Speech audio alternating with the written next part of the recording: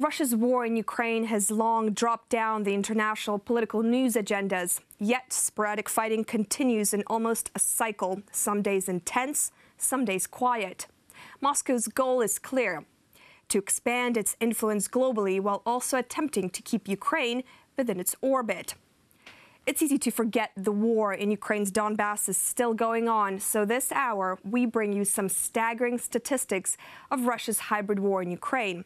According to the statistics provided by the Ukraine Crisis Media Center, as you can see here on the plasma, there's an estimated 2,900 Russian regular soldiers fighting on Ukrainian soil against government troops. Some reports based on Ukrainian soldiers' accounts suggest that Russia is using eastern Ukraine as a military training ground by sending military cadets to gain experience of war.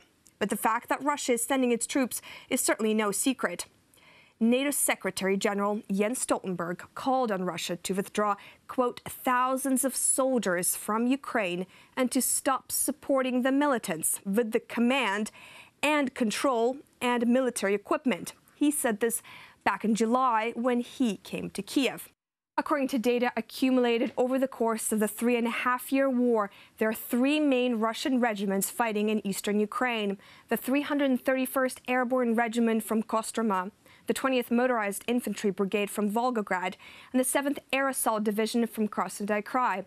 It's also estimated there are around 36,300 Russian-backed separatists fighting in the eastern Ukraine.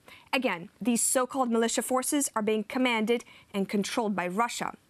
Russia's military intervention in eastern Ukraine is the only ongoing land war in Europe. Shelling has continued on almost daily basis despite the numerous peace deals established over the years.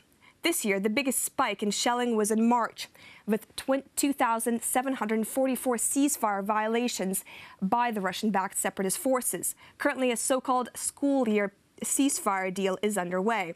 Now let's take a look at some of the weapons being used by the Russian proxy forces and regular Russian soldiers. A total of 1,250 armored fighting vehicles have been illegally taken across the uncontrolled part of the Ukraine-Russia border. That's of July 31st, 2017. That's a staggering increase compared to 2014, where the militants were operating 124 of these units, and that's all in the span of 3 years.